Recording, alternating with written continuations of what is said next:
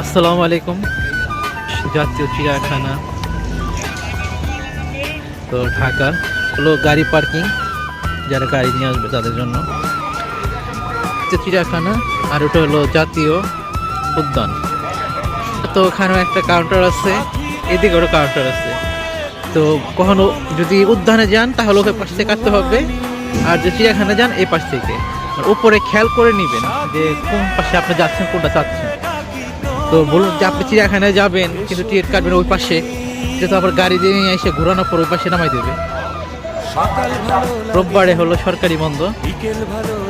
তো আমাদের 7টা টিকিট দেন।